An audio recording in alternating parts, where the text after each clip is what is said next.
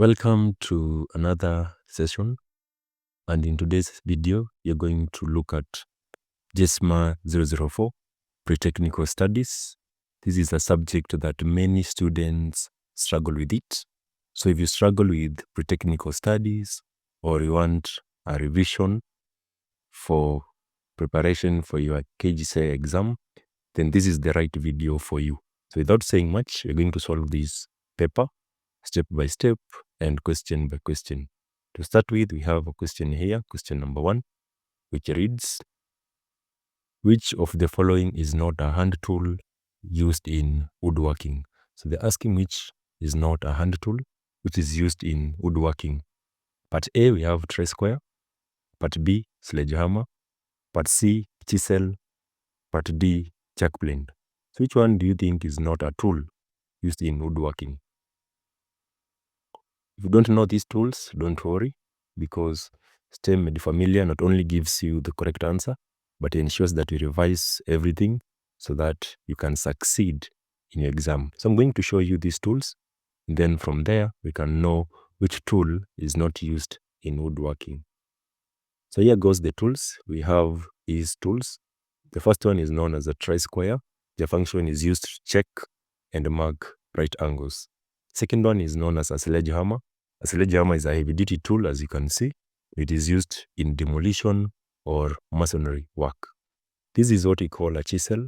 A chisel is used to carve or cut wood. Then finally, here we have what we call a jack plane. A jack plane, we have two. This is used for smoothing and shaping wood surfaces. So from our question was asking which one is not a hand tool used in woodworking. So tri-square used in woodworking, whereby it can mark and check right angles. Chisel used in woodworking by carving wood. Jack plane used in woodworking by smoothing surfaces. And therefore, the one which is not a hand tool is a sledgehammer.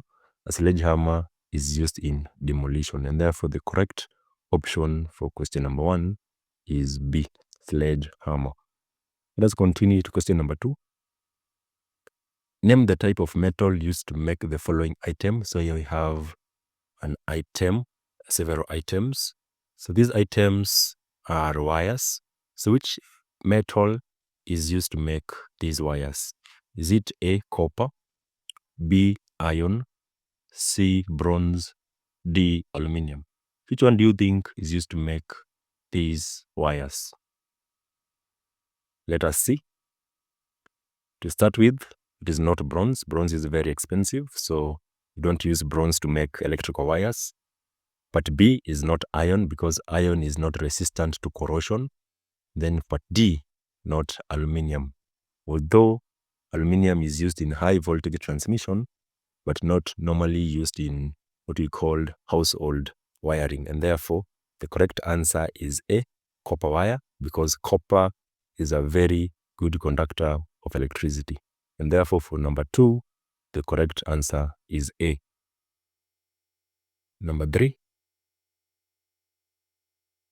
Poor storage of items on shelves may. So poor storage of items on shelves may A, cause rust, B, cause fire, C, attract dust, and D, fall and break. So which one, according to you, is the correct answer? Let us see. A, cause rust. That is incorrect. Rust is caused by exposure to moisture and oxygen, not poor storage. Cause fire, not true, unless it is a flammable substance. Attract dust, also not true, because dust accumulation is normal and not necessarily caused by poor storage. And therefore, the correct answer is D, which is falls and break. So poor storage can lead to falls and break. Let's continue to question number 4. Which of the following careers can be influenced by pre-technical studies? A, medical doctor, B, water, C, athletics, D, software engineer. Which one is a career in pre-technical studies? Part A, medical doctor. That is not true because it is more influenced by subjects like biology and health sciences. Water, not true. Athletics, not true. It is not a career in technical studies. It is related to physical education and not technical studies. And therefore, the correct answer for question number 4 is software engineer, which is D. So pre-technical studies introduces learners to technology, design, and engineering, which one can become a software engineer. So the answer is D for question number 4. So let us continue on the other side. Question number 5. Which of the following best describes safety? So you underline the word safety to the workplace. Which one is best describes safety? A, working without prior training. B, exposing one to risky behavior.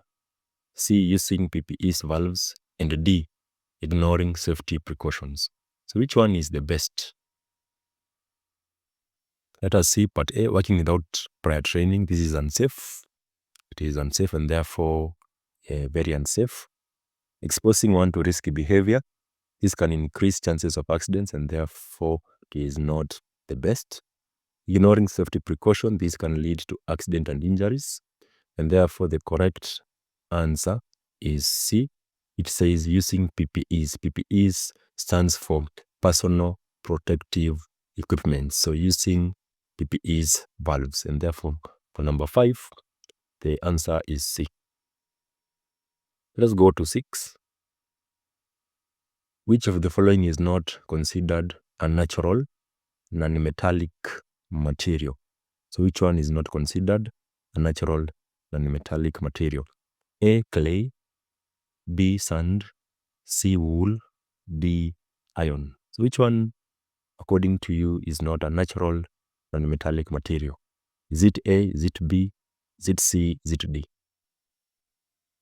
So to start with, clay. Clay is a natural non-metallic material found in soil. Let us go to B. B is naturally occurring non-metallic material. C, wool is also a natural non-metallic material from animals. And therefore, iron is not a non-metallic material. In fact, iron is a metallic material. And therefore, question number 6, the answer is D. Number 7, which of the following is not a safety precaution at workplace? So which one is not a safety precaution? A, wearing safety gear. B, using damage tools. C, following lead procedures. And D, working in a tidy environment.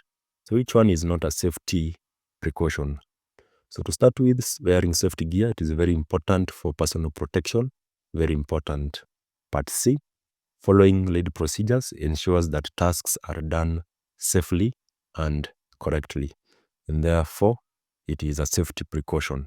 Part D, working in a tidy environment, this ensures that there are no slips and falls. And therefore, that is a safety precaution. And therefore, the correct, which one is not a safety, it is using damage tools. So using damage tools is very dangerous because it can cause accidents. And therefore, the number 7, the answer is B. Let's continue to question number 8. Which is the most appropriate reason why stainless steel is widely used in manufacturing of kitchen appliances? So why is stainless steel widely used to manufacture kitchen appliances? Part A, it is lightweight. Part B, it is resistant to corrosion. Part C, it is a good conductor of electricity. Part D, it is magnetic. So which one do you think is the correct answer for this question? So to start with, it is lightweight. That is not true.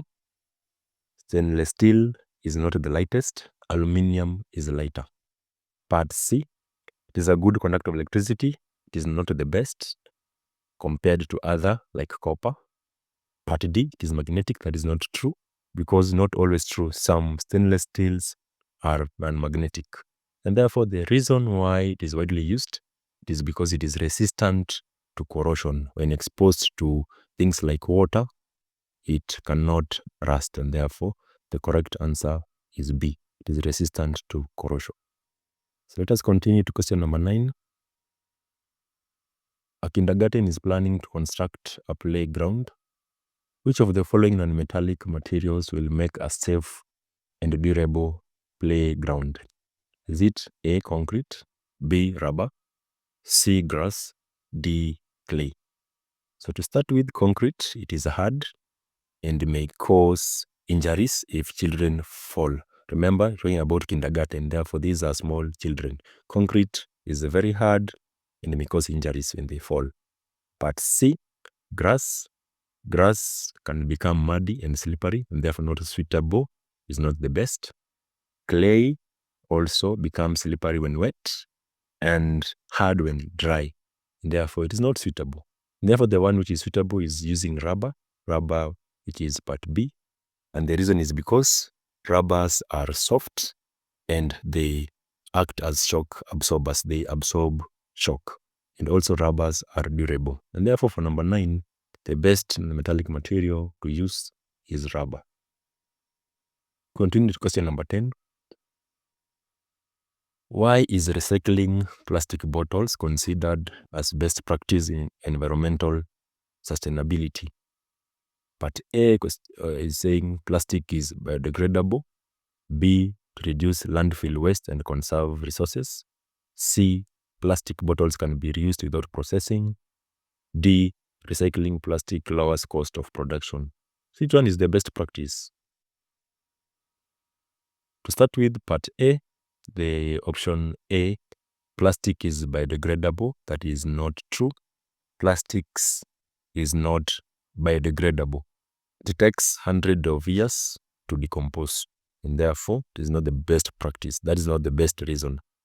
Part C, plastic bottles can be reused without processing. That is not true. You have to process these plastics. Part D, recycling plastic lowers the cost of production. That is not true. And therefore the correct option for this question is B, which says to reduce landfill waste and conserve resources. So that is considered as a best practice. So we continue to question number 11. Number 11, when assembling a car engine, which is the most appropriate tool commonly used to tighten bolts to a specific torque valve? So which one is the most appropriate tool to tighten a bolt to a specific torque valve? A, socket wrench, B, impact wrench, C, adjustable wrench, and D, screwdriver. So again, if you don't know these tools, don't worry. I'm going to show you the pictures. So this is what we call the socket wrench. This is what we call the impact wrench. This is the adjustable wrench.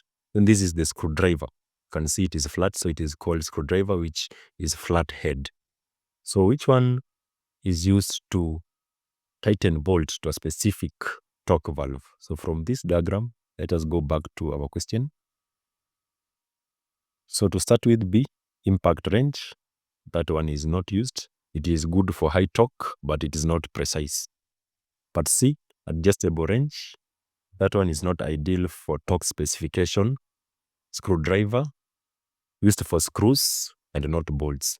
And therefore, the ideal and the most appropriate tool is to use what we call a socket wrench. Let me show you again how a socket wrench looks like. So here is the socket wrench. So this is the most ideal tool to tighten a bolt to a specific torque valve.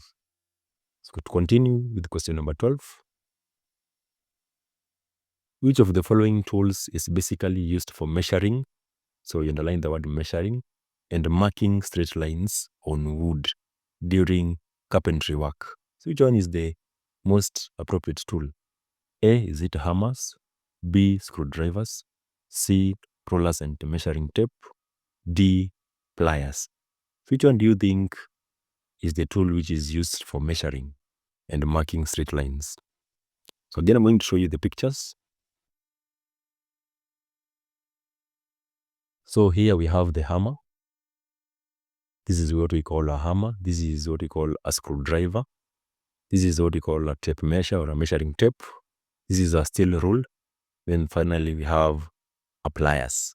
So from our question, it was asking the one that is used for measuring and marking straight lines.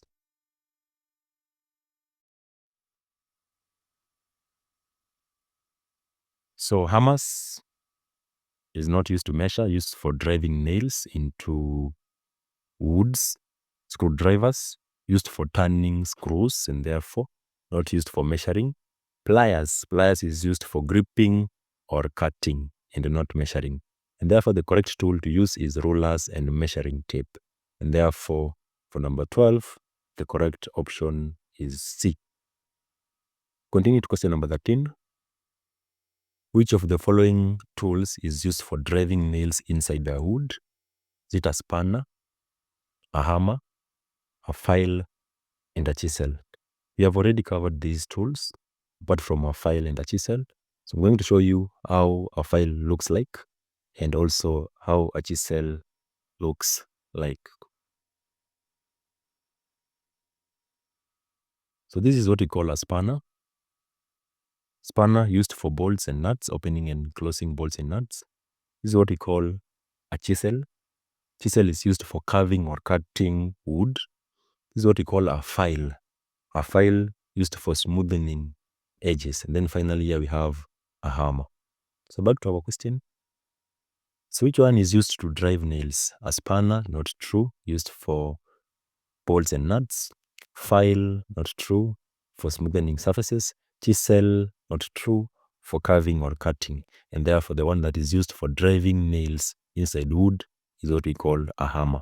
Therefore for 13, the correct option is B. So we continue to question number 14. Which tool is best suited for cutting thin metals? So which tool is used to cut thin metals?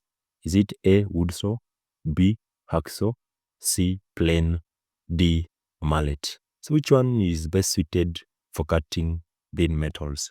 So again, if you don't know these tools, my work is to make sure that you know them and also understand their use. So I'm going to show the pictures of these tools. So this is what we call a jack plane. This is what we call a handsaw. Here we have the hacksaw. And finally, here we have a mallet. So the function of the wood saw is designed for cutting wood. You can hear from the word wood saw. So for cutting wood.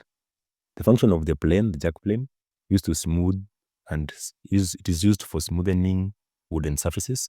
Then the function of the mallet is used for striking tools like chisel. This is the hacksaw. You can see it is toothed at the one of these ends. It is toothed, and therefore hacksaw is designed to cut through thin metal. And therefore, for this question, the one that is used for cutting thin metals is hacksaw. Number 14, the correct answer is B. Question number 15. What is the purpose of a vice in a workshop? To measure angles, not true. You can use things like protractors or a tri-square. Sharpen tools, we have already covered this. We use our file to sharpen tools. Drive screws, we use a screwdriver to drive screws. And therefore, the correct option is B, hold pieces securely. And therefore, that is the function of a vice. You don't know a vice, how it looks like. Let me show you a picture of a vice.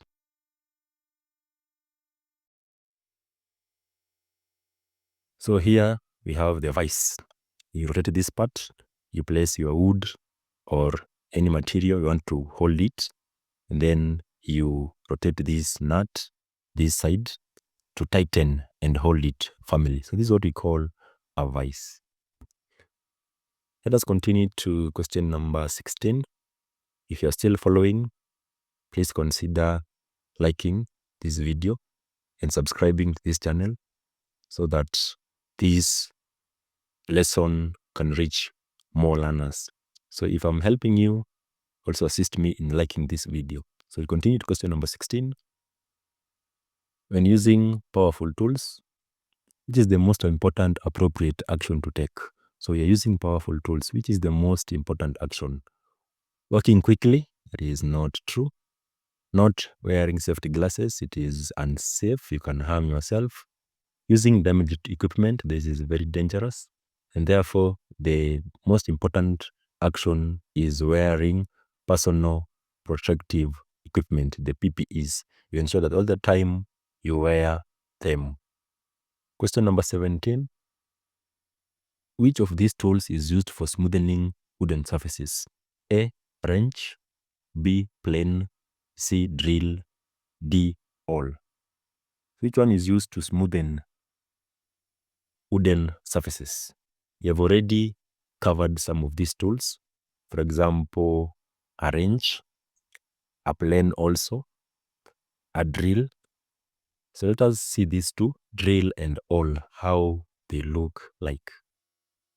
So here is the picture of a drill. This is what we call a drill, used to make holes. Then this is what we call awl. The awl is here. This is what we call a wrench, adjustable wrench. So back to our question. So which of these tools is used for smoothing wood surfaces? Wrench is used for tightening bolts and therefore not to smoothen. A drill used to create holes. Awl used for making or marking starter holes. So the one which is used to smoothen wood surfaces is a plane, and therefore the correct option is B. Number 18. What is a drill used for in carpentry 2? A. Cut wood. B. Create holes. C. Tighten bolts. D. Measure distances. I've already said the function of the drill, if you can remember. Tell me what is the correct answer for question number 18. So I'm going to continue to question number 19. What is the purpose of our file? We've already covered our file and also the picture as used in technical studies. Plain pieces of metal, that is not true. Cut large pieces of wood, we use a wood saw. Tighten screws, you can use screwdriver. And therefore the function of our file, the purpose is to smoothen or shape metal or wood. Question number 20. Which of the following is a safety precaution when working in a workshop? A. Leaving tools scattered on the floor. B. Working in a properly lit area. C. Keeping the work area clean and organized. D. Wearing loose clothes. So leaving tools scattered on the floor, that is unsafe. And then wearing loose clothing, also unsafe. So we have B and C, working in a properly lit area, and C, keeping the work area clean and organized. So learners, which one is the correct option for question number 20? Please let me know which one between B and C, which one is the correct option. Please kindly comment, tell us which one is the correct option if you are following keenly. So we continue to question number 21.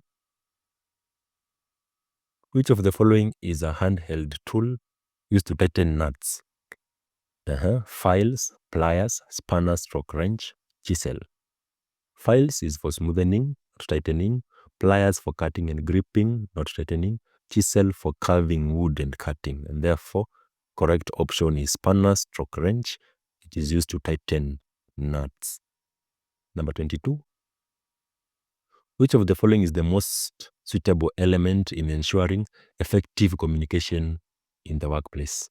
A. Loudspeaking. B. Clear and concise instruction. C. Using complex jargon. D. Ignoring feedback. So which one is the most suitable element? Loudspeaking is whereby you talk with a lot of making noise, speaking loudly. So it does not ensure clarity, it may cause discomfort. Using complex jargon, this can confuse people, using terms that people don't understand. Ignoring feedback breaks down communication. And therefore the most appropriate suitable element is to be clear and give concise instruction. So you continue to question number 23. In technical drawings, what is the main objective of using standardized symbols and abbreviation? So we know that this is grade 7 work, whereby we have abbreviations used in drawing. What is the purpose and the importance? Is it A, making drawings more artistic? B, confuse those who read them? C, ensure universal understanding? Save paper. So to save paper is not true. Confuse, the function of those abbreviations is not confuse people. Make the drawing more artistic, that is not correct. And therefore, the reason why we use abbreviation in drawing is to ensure universal understanding. This means that people can understand and interpret what the drawing means. Number 24. When making a presentation on technical project, which of the following visual aids will be the most effective for demonstrating the steps of a process? A. Long text document. B. A detailed photograph of tools. A detailed photograph of tools. C. A flowchart or step-by-step diagram. D. An abstract piece of art. So which one is the correct option? C. An abstract piece of art. This one has no technical communication value. Therefore, is not the answer. A detailed photograph. It shows tools but not processes. So remember, the question is talking about the process. So this one will show the pictures, but the process will not be there. A long text document, most of us don't like to read. It is not visual and hard to follow. And therefore, the best to use is a flowchart or a step-by-step diagram. So for number 24, the answer is C. Number 25. Which of the following describes active listening during a technical discussion? Planning your response while someone else is speaking, that one is not the case. You can distract. It distracts your mind from listening. Avoiding eye-to-eye contact to show respect, that is not even true, may seem disrespectful. But D, only hearing what you want to hear. Sometimes when you hear what you want to hear, may lead to miscommunication and misunderstanding. And therefore, the correct option is C, that is you pay close attention and you ask clarifying questions. So we continue to question number 26. Hope you're following. Let me know that you're following by liking this video. Thank you so much for liking. Number 26, in a technical report, what is the main purpose of conclusion? 2, introduce new information. B, summarize the main findings and recommendation. C, provide relevant details. D, only give personal opinions. So, to introduce new information, that is not the purpose of conclusion. To provide relevant details is not the purpose of a conclusion. Only give personal opinions, that is not true. And therefore, the reason is to summarize the main findings. We summarize the main findings and we give what we call recommendations. So we continue to question number 27. Which of the following is an example of a hybrid computer used in specialized application? A, fuel pump. B, smartphone. C, calculator. D, microcomputer. So to start with, smartphone is a digital computer and therefore not a hybrid. Calculator, also a digital computer, not a hybrid. Microcomputer is another name for personal computer. This is a digital computer. And therefore, the one which is a hybrid is a fuel pump machine. A fuel pump combines features of both analog and digital computers. What do I mean by this? It uses analog sensors to measure flow of fuel and digital systems to calculate price and quantity.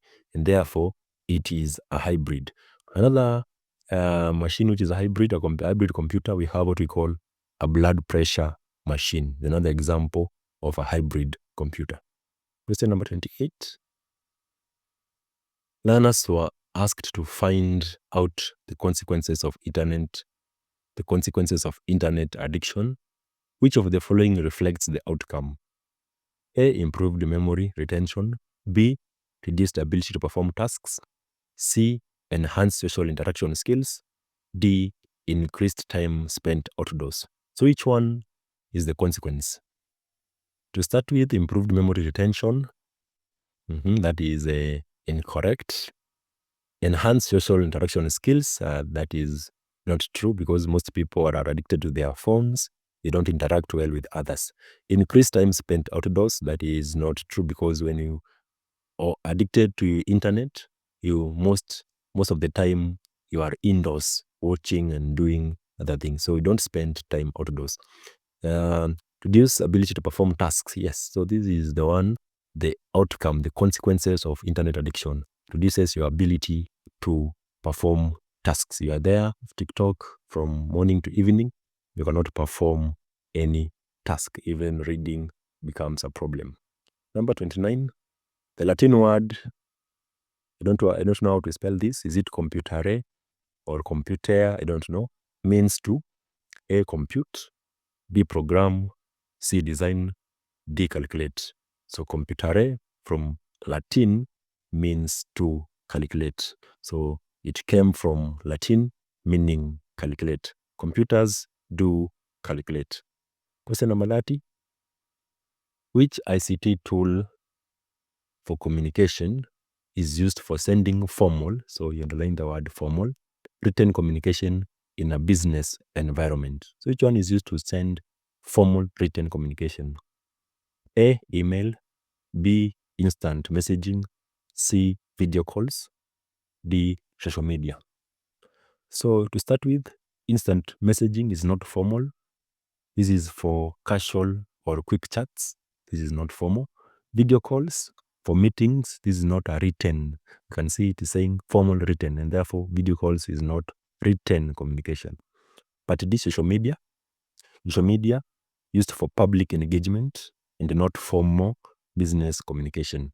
And therefore, the tool to be used is the email. Email is the standard tool for formal written communication. And therefore, for question number 30, the correct answer is A. If you are up to here, please consider liking this video.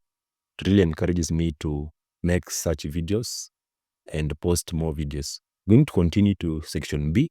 Section B is 50 marks, and therefore kindly let us continue. Don't be tired. It's in section B. To start with the first question, number 31. Give 4 general safety rules and regulations at the workplace. So give 4 safety rules and regulations at the workplace. So the first one is always wear protective clothing such as helmets and goggles to safeguard your body. Keep the workplace clean and free from obstacles or spills to prevent things like falling. Use tools and machines only for the intended purposes. Use the tools for their intended purposes and functions. Finally, ensure you know how to safely perform a task. We have so many safety rules, so these are mine. You can give any other as long as it is relating to safety and regulation. So you can see the marks are 4. I've given out 4 points. Question number 5. A carpenter uses saw for various purposes. List 3 uses of a saw. So we have different types of saw. We have a wood saw, hacksaw. So the saw can be used to cut wood into desired size and shapes for cutting, that is true. Trimming or resizing timber for construction or furniture making, yes. Then part C, the saw can be used to create joints or slots in carpentry work. So these are the 3 uses of a saw. We continue to question number 33. Give the meaning of the following abbreviations used in a drawing. You have I/D means inner diameter. So when you see I/D, it means inner diameter. We have DRG. DRG means drawing. We have A/C. This means across corners. And lastly, part D, we have OLD. O to stand for outside, L length, and D diameter. So OLD means outside length diameter. Question number 34. Identify 4 factors to consider when selecting a communication channel. So this is a very common question. So which are the factors to consider when choosing a channel of communication? So A can be the nature of the message. Is it confidential? Is it formal or informal? Part B, the cost of the communication channel. That is it cheap or expensive? So that is a factor. Part C, number of people receiving the message. When you want to send to many people, you consider the channel to use, or if you want to send a message to one person. So this is a factor, the number of people receiving the message. Also, the need for immediate feedback, the time for immediate feedback. For example, if it is urgent, you can use for example, a phone call instead of sending something like an email or a poster. So need for immediate feedback. So we continue to question number 35. State 3 injuries caused by fire at workplace. So what are the injuries caused by fire? We have A, it can cause burns, that is the burn of the skin. Smoke choking due to inhaling poisonous fumes. You also have cuts or bruises from trying to escape. This is secondary injury. So when you escape, you can be cut or have bruises. You also have another cause, another injury, which is chemical poisoning. So you can add that one, chemical poisoning. This is whereby you inhale poisonous fumes. So that is another injury caused by fire at workplace. You can see it is 3 marks. I've given 3 points. There was a fire breakout in your neighborhood. State 3 firefighting methods that can be used to put out the fire. So we have different firefighting methods. For example, cooling method. This is by using water to reduce the temperatures. Smothering method. This involves cutting off the oxygen supply. This can be done by using a blanket to cut off oxygen supply. And then we have starving method. This involves removing the fuel from the source of heat. So these are the firefighting methods. We have another one which is using fire extinguishers, is also a firefighting method. We also have another one called interruption method. So we have so many methods. So you state, that's the question is saying state. Therefore, you just state, but you can also explain this good if you know. Question number 37. State 4 differences between a talent and ability. Differences between talent and ability. This is a grade 9 work. Talent is inborn, that is God-given, it is a natural gift, while ability is acquired through learning or training.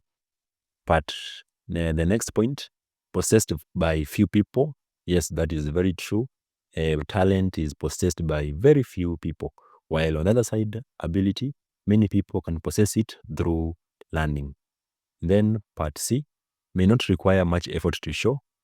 Yes, and for ability, requires practice and repetition. Once you don't practice, then it is gone. Therefore, you have to practice and repeat it until you master. Then for talent, it is difficult to teach. You cannot teach it, or you cannot transfer it to another person.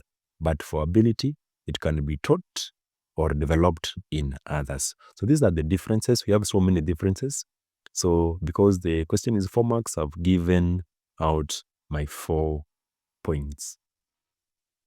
Question number 38 is asking, list 3 security features of Kenyan denomination below. It is not very clear, but this is 1,000 Kenyan shillings. So which are the key security features? We have a watermark, that is the head, the lion's head. We have security thread, this one here, though it is not clear, which is lining across the knot. Also, it changes color. Which other security feature do you know? So for part C, I'm asking you to tell me which other security feature in 1,000 shillings do you know? So please tell me which other security feature do you know? Let us continue to question number 39. Hope you're following. Differentiate between private goods and public goods, and you give examples. So you explain with examples. So what are private goods? These are goods that are owned and consumed by individuals. And then further can say one person's use prevents another from using them. So that's what we mean by private goods. For example, a private car, private houses, a smartphone. So when you use it, no any other person can use it. That's what we mean by private goods, are owned and consumed by individuals. The other side, public goods are goods that are available for everyone to use. So one person's use does not reduce availability to others. Example is public roads, so public parks, public transportation system. When you use it, does not reduce availability to be used by others. That is how you differentiate. And when you are told to give examples, please list example. I've said the example here, private schools, private homes, private cars, and etc. For public goods, you have public parks, public roads, and so on. Question number 40. Differentiate between needs and wants as used in business studies. So you differentiate. So needs are basic requirement for human survival, such as food, shelter, and clothing, while wants are desires or items that are not essential, but they add comfort or luxury. Example is a car or a smartphone. That is the difference between what we call a need and a want. So a need is very essential for survival, whereby a want just is for adding comfort and luxury. Question number 41. Explain 3 characteristics of a good entrepreneur. That is, if you're told to explain, you have to explain. Don't state. Just state and on the other side, explain. So, a good entrepreneur should be innovative. What do you mean by innovative? He or she is able to create new ideas and improve existing products or services. Part B, risk taker. In this life, you have to take risks. So a good entrepreneur is willing to take financial or business risks to achieve success. And then part C, self-motivated. This means he or she works hard and stays determined even in difficult situations. So he or she is self-motivated. So those are the 3 characteristics of a good entrepreneur. We have so many. Question number 42. Describe one type of business transaction in Kenya. Describe, so you explain. You have what we call cash transaction. This is when goods or services are paid for immediately using cash or mobile money like M-Pesa. So you board a matatu, you pay using Lipa na M-Pesa. That's what we call a business transaction, cash transaction. Also have another one called credit transaction, whereby you take things and then you pay in form of loans. So it is asking one type. So I've stated that type, which is cash transaction. Question number 43. Explain the following terms as used in computer science. What is data?